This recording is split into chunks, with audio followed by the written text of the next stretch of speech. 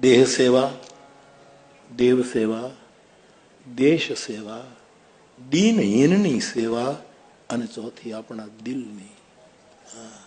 આપણું હૃદય બરાબર રાખવું સાહેબ.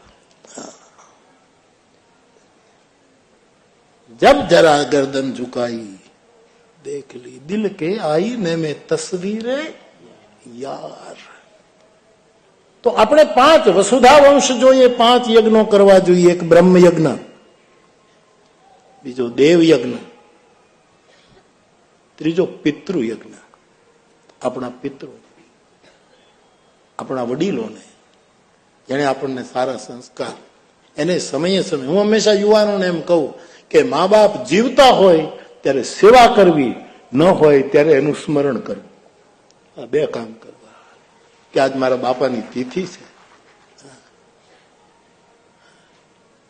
આજ મારી માની તિથિ છે, એનું સ્મરણ કરીએ.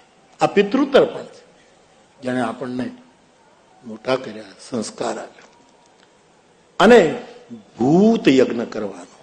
ભૂત એટલે આટલાથી એટલું, ભૂત એટલે બધાનો, પૃથ્વીનો યજ્ઞ. પૃથ્વી કારણ વગરની વધારે પેલી ન થાય, જળ બગડે નહીં, કારણ વગરના જંગલો કપાય નહીં, આકાશ પ્રદૂષિત ન થાય, અગ્નિ વિશાળકાય ન બને, અને જગતને ભસ્મીભૂત ન કરે. આ બધી ભૂત સેવા છે, અને ભૂત યજ્ઞ કહેવાય.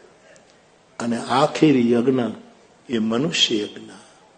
મનુષ્યએ મનુષ્યની સેવા કરવી, મનુષ્યએ મનુષ્યને ઉપયોગી થવું, સહકાર આપવો. 5 યજ્ઞો કરવા જોઈએ. આ 5 યજ્ઞ ગંગાને કિનારે કેવટ કરી રહ્યો